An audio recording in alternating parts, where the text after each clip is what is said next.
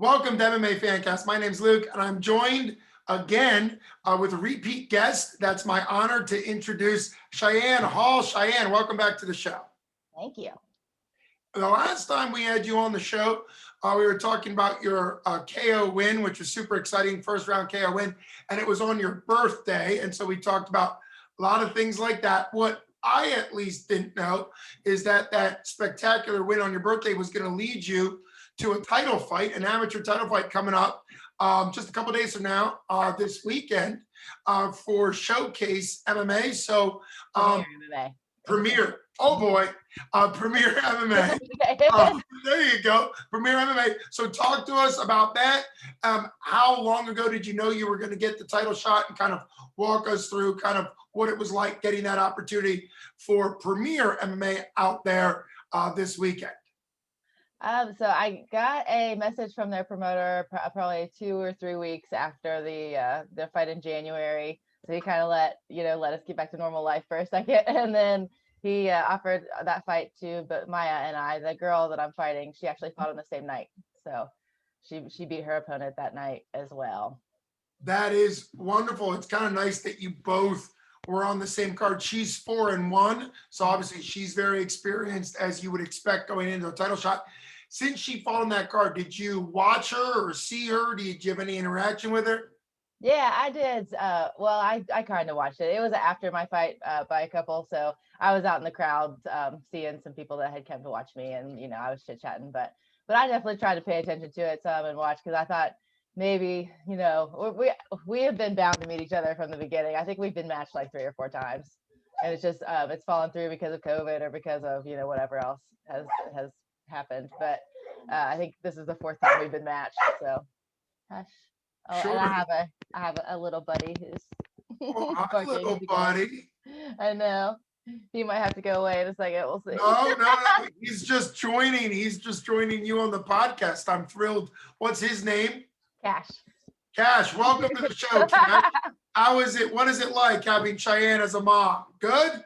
He's like, you don't want to know when she's cutting weight. She's grouchy. Oh, no.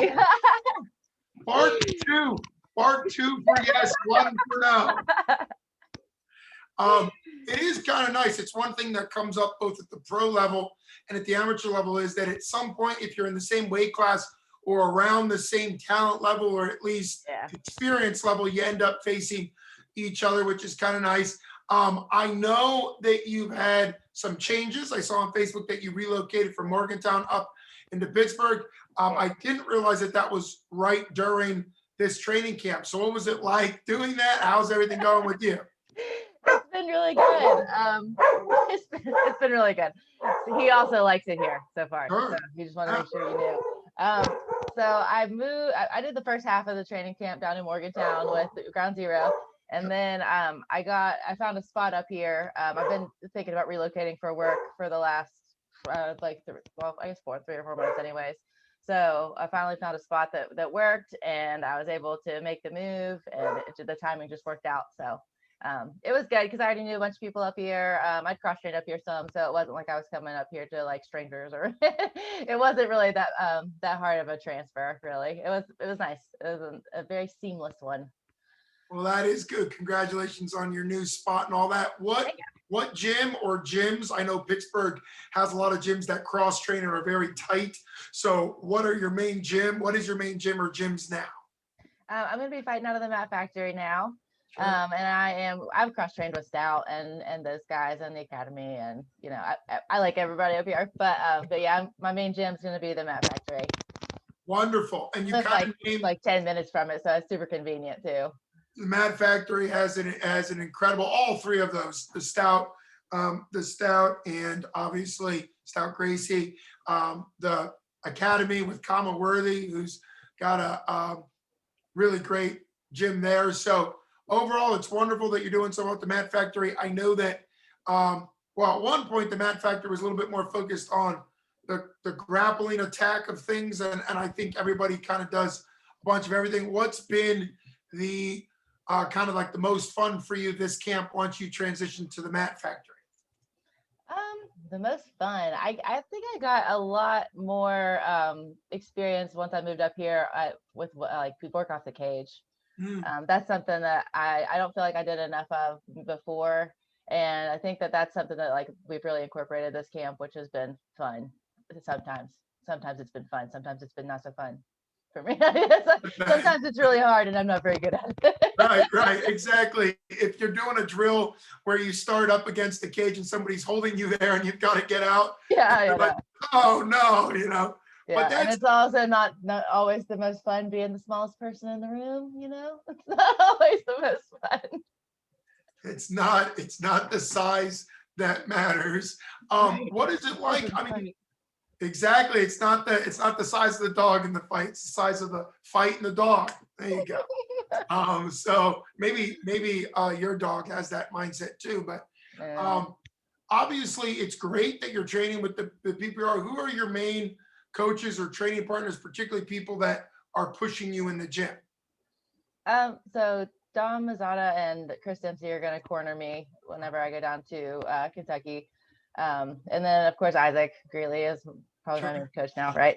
So but yeah, they've been great. They've put a lot of time into me this camp. It's been really nice because of course it's a little unsettling to move gyms during the middle of a fight camp, but like they've been really welcoming from the get-go and they've treated me just like one of their own from the time I walked in there. So that was really nice. But Well, that is great. I remember one of the times, I think it was the time we had you on last, which was the first interview or second interview with you, first video interview with you. You were talking about the community, particularly in BJJ. You mentioned you went on a trip somewhere, you were on vacation, and you found a BJJ gym to just roll, and how yeah.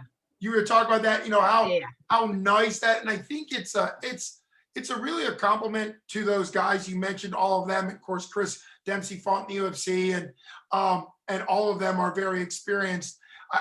I do hear occasionally in the world of MMA that some gyms aren't as friendly or kind. There's been some gym rivalries and some other things, but I think it's really healthy among MMA fighters or BJJ or Muay Thai or whatever the situation is to really be kind and open and welcoming, because it's really about helping people get better. And I think that's something that some gyms don't have the mindset. They obviously do. Hats off to them. Since this will be a change for you in the corner, what is that like for you, having obviously Dom and Chris know what they're doing? Have you done any? I've asked people this because some fighters and trainers do this, some fighters and trainers don't do this. Have you done any practice or drills as far as corner drills? I used to do this as a coach sometimes, because sometimes people early in the sport wouldn't listen and wouldn't understand that you only have 35 seconds or 40 seconds. So I'd set up a little corner drill where they had to get in the corner, listen to me, get water, ice, that whole thing, and get back out without, dilly-dallying. So have you done anything like that, or are you just comfortable with them in your corner going forward? Oh, we did like some fight simulation stuff where like, I've got used to like their voices yelling at me Sure. whenever I'm doing, because it's going to be 5 rounds. This is my first 5-round fight. So we did like 5 full rounds and had like a fresh person step in every time. Shout out to Edwin, my buddy, for letting me beat him up the last few weeks. Edwin Vera. Yeah, Edwin's my dude, man. I love Edwin. No, we love Edwin. I mean, I like all the people I have on, but I got to see Edwin, I believe, fight. At least most of the fights he's had have been for 247 fighting championships, and so I've gotten to know him, which has been great. So I just made him work with me because he's close to my size. is he? How is he going to take you thanking him for letting you beat him up? I mean, I don't know. He said he wanted to fight at 145 on the 247 card. I was like, I'll fight you on that card. We'd be the same weight class. Wow, yeah, you would be. I think now I can't because I'm training at his gym. Now we're training partners. So yeah, that's right. You can't break up the gym. I was pretty sure he fought at 70. Maybe he dropped down to 55, I think.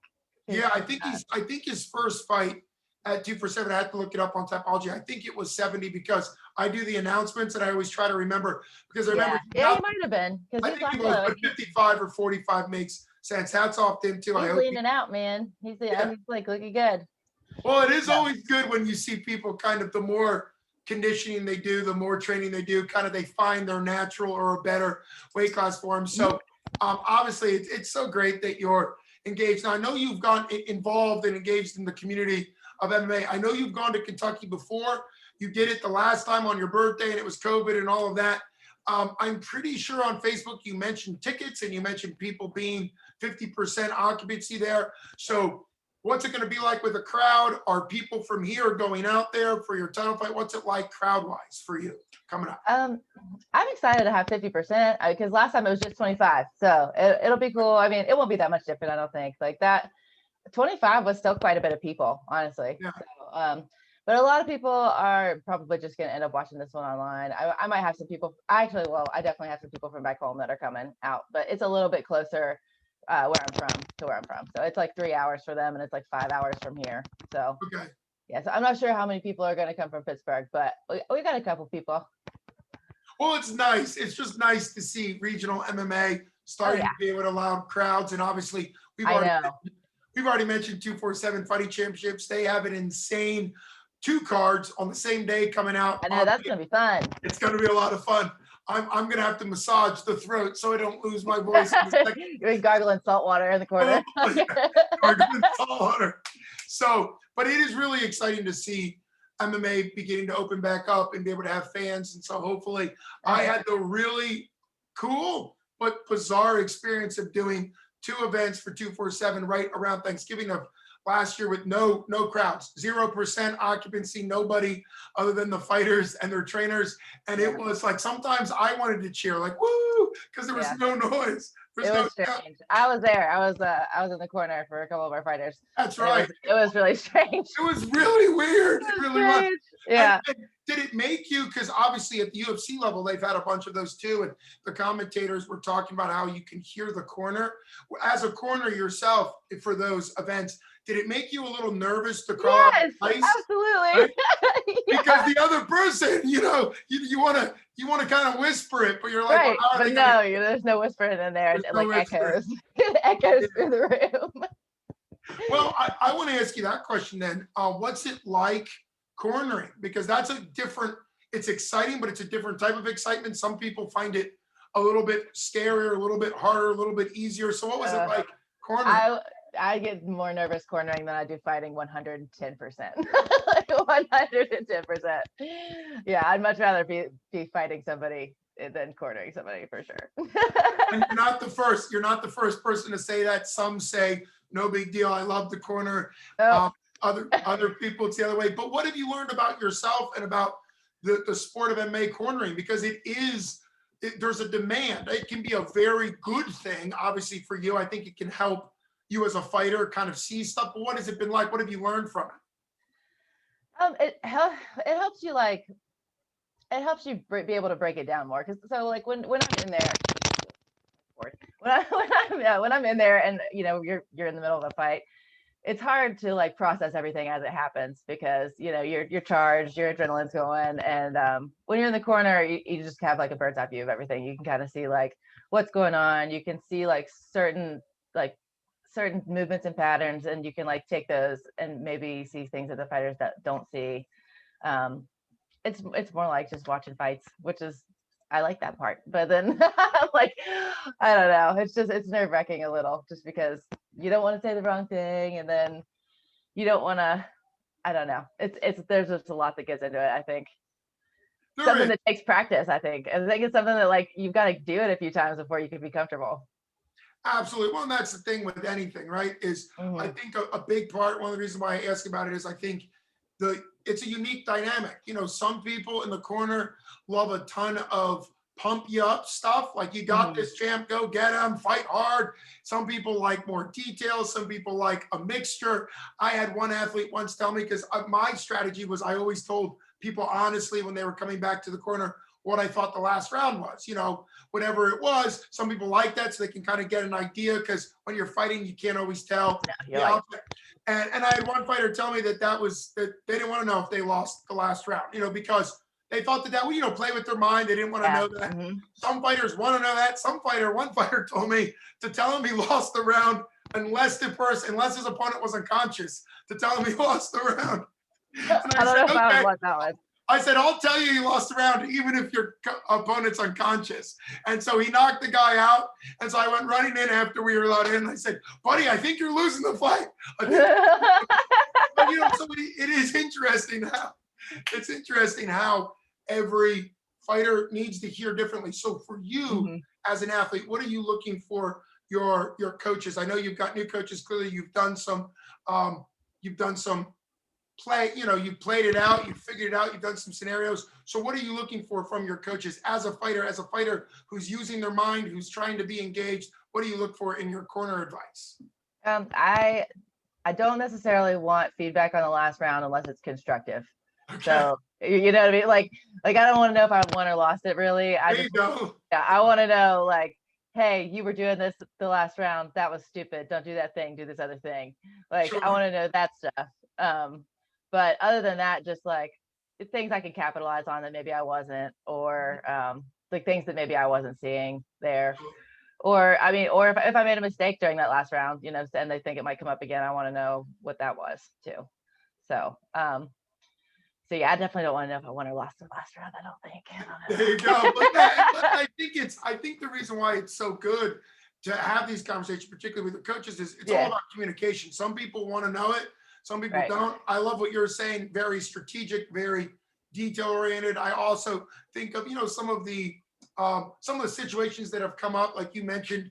If they saw something that hasn't caught you yet, in a bad way, like I think of the Ronda Rousey right before she was knocked out by Holly Holm, it probably would have gone that way. It was a mismatch in a way on the feet, but they had that round, and of course her coach has taken enough heat with his advice, but it was one of those things where it was starting to go that way, and maybe if there had been an adjustment, maybe it would have ended up a little bit differently, because sometimes there's handwriting on the wall before it actually happens, good or bad. I think one of the things I remember about you is, sometimes as a fighter, you or anybody else, there can be an opening that you just don't see because you're fighting.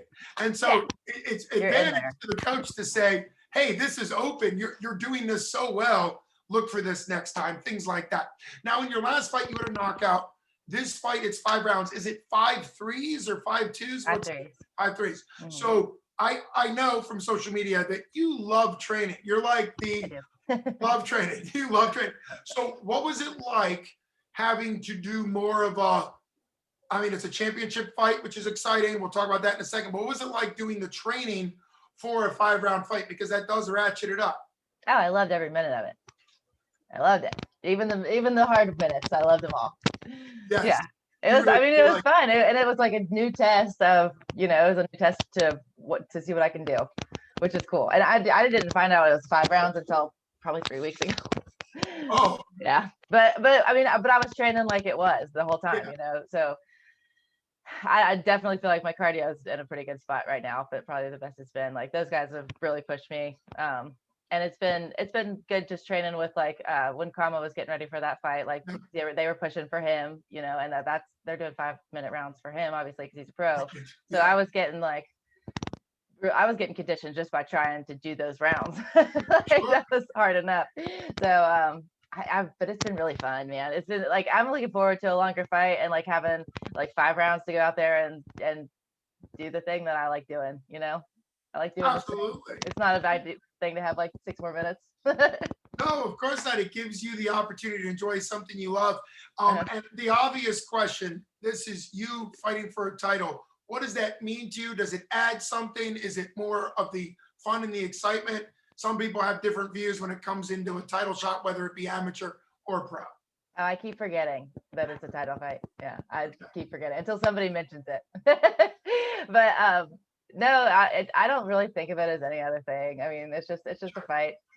I've been matched with Maya before. It wasn't a title fight then. It's just like, I don't think that it puts any added stress on to me for this. The only way that I've adjusted my training is because it's 5 rounds instead of 3 now. So sure.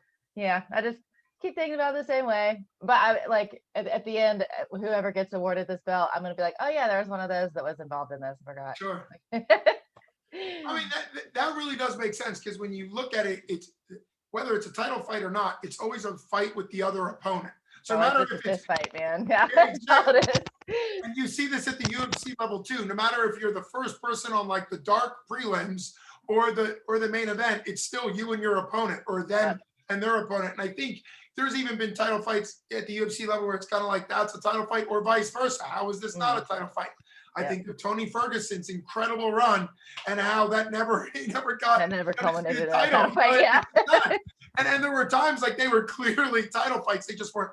So I think that obviously makes sense. And it's really just an acknowledgement at the amateur female level to have your experience level and my experience level. That's a big deal because a lot of times it's hard to get, as you know way more than I do, matches with quality opponents, particularly when you're an experienced amateur female, and then it becomes tough at the pro level for women as well. It's just hard to get fights. It's hard. So hats off to the matchmakers to get you this fight. And like you said, you've been matched for her before, which is it's just very wonderful, exciting. Going into it, what is the catchphrase you're telling yourself? What's your mindset going into this as far as like a tagline you're giving yourself going into this fight? Ooh, a tagline. Yeah. I don't know. So I got a new shirt the other day. One day, my goal is to be sponsored by these people. It's gonna happen one day. You just wait. I'm calling it right now. I'm calling my shot. Okay, call it. It's the Will Hunt clothing company, and their tagline is like, everybody wants to eat, but few are willing to hunt. So I think I don't know. I've kind of internalized that one. Been writing that in my fight camp journal. There it Like, is. I've been keeping a fight camp journal. That is something I recommend to every fighter if you don't do it already. Those things they're clutch. Well, talk a little bit. First of all, that's a great phrase, and congratulations to that clothing company for having that. I'm sure it's a trademark motto, but that's a great motto, right? It's fine, yeah. That's a great motto. It's wonderful. It's kind of like the whole idea of which wolf is going to win. When you talk about. Yeah, I've got that poster in my room. Yeah, I was going to say, mental health wise, we use that a lot with depression and anxiety, right? That in a fight, it's the wolf you feed, it's the wolf you encourage and support. But you just mentioned a fight journal, and obviously as a professional counselor, I'm always listening for when good mental health practices tie into life in general, right? And mental health isn't just about just bad days; they're about good days too, So what? Thank goodness. Yeah, right. Yeah. What's the upside? Sell me on why fighters at any level should be keeping a fight journal. Oh, okay. So first of all, it keeps you on track to what you want to do.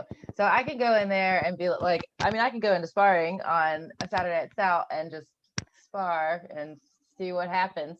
Or I can go in there with like, okay, I want to work this, and I want to do, like, I drilled this week for like an hour, and I want to see if it works on somebody that is my skill level or around my size, or is it? We'll see. Like, we'll see who's there. But so that is the biggest thing. It's like I have like a set check box I want to do every day training, and then afterwards, if I don't write down, if you teach me 6 things in one practice and I don't write down what's of those things that I want to remember, I'm not gonna remember those. I'm gonna come in next week and be like, how did I do that Kimura thing again? Right. And then like that's just not where I want to be. So if I write it down, it seems like I remember it so much better, even if I don't have time to go back and look at it that much. And it's always there too. Like the one that I have, it has like special dates in it, so I can, like, in the background I can make like a little index where I can go back to this specific date, and it's like I can mark it like, oh, I really like this thing. So I think that's important. And also just in fight camp, I had one that I kept for the one in January, and I've got one for this one, and I can go back and see like what I weighed on these, like, this far out, or what I was eating this far out, and you know what I mean. You can kind of like use those as data points to going forward and see how you felt those days. See if it's working. Well, that is when you start talking about data points, that's a very scientific, right? It's a very good scientific approach, and I think it's interesting. Yeah.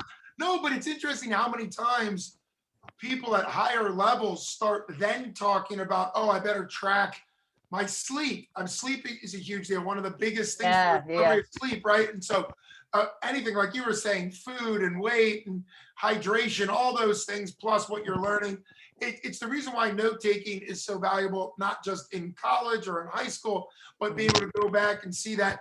And I was just watching an interview, which is kind of a funny thing, so I'll throw it out here, but Aaron Rodgers, the legendary current MVP of football, he was recently, if anybody's into Jeopardy, he was recently the guest host of Jeopardy after Alec Trebek passed away. So they're having guest hosts. Anyhow, he was talking in an interview about how he took notes and was game planning for Jeopardy hosting. And, right. It sounds funny until you start thinking That's what it I helps. do. It helps to calm nerves. It helps Yeah. with preparation. It helps to be a professional. I mean, I think that's a big part about it. It can sound weird that he took notes and journaling about, but it also helps process. It helps connect, like you were saying, what you did in practice to what you want to remember the next day. And another thing that we bring up a lot in sort of the mental health aspect is if there's always a window in your fight camp where the weight cut stuff or emotionally it's a little hard, you can look back and say, okay, I had this in this fight. I had this in this fight. And now I know that this is about when things are challenging or when things get tough. And so that's really valuable. And I hope somebody will watch this and use it in their own life, whether it's for fighting or just in general. It can also be super useful for people who are changing their nutrition or starting something new in a diet or exercise program. That can be a big deal as well. So as always, I'm thrilled to have you on the show. I'm looking forward to having you on after the fight. But let's go through your thank yous. I always like to give people opportunity to do their gratitude list, because that's another mental health aspect thing, right? That when we connect to gratitude, we're actually looking at what influences our lives and what improves our lives, as opposed to the laundry list of maybe the drawbacks of what's going on. So it's always nice. So what's your gratitude list and your thank yous going forward? All right. I already thanked Edwin for letting me beat him up. Edwin's number one. And then, so I want to thank my new coaches, all the guys at the Mat Factory who have put time into me this camp. That's been great. My Ground Zero coaches who, I wouldn't even be here without them. They're awesome. Family and friends that have actually stuck with me through all this craziness that is my fight career. And definitely, especially my family, who has been really supportive, even though we're going through kind of a hard time right now. So, and God, that's the most important one. Yes, praise God for that. That's always important. And I do know your mom, she's doing better, right? Your mom is illness. Going through chemo. She's got her second treatment tomorrow. So yeah, so that's good. That's good. We're getting it. That's great. Yeah, obviously. And I know that you had asked for prayers and thoughts and those type things with your mom. And continue to ask for those. Yes, absolutely. So if anybody's watching this, be praying for Cheyenne's mom. And it does show also the community, and Facebook has bad sides, but Facebook or the fight community really does have a very tight, even though there's people that probably have only watched you fight or don't know you too well. It's always nice. I read the comments, I made comments, but it's always nice to kind of see when a fighter is able to be personal or is able to kind of throw something out there that matters to them more than just fighting. Obviously, your mom clearly matters way more. It's just always nice to connect that, because that matters way more than what you do in the cage. So thanks for coming on. Best wishes. I'll be praying for your mom and hope to have you on after you win. It'll be great to see you on the other side. Heck yeah. We'll see you soon. All right. Take care. All right. Bye-bye. Bye.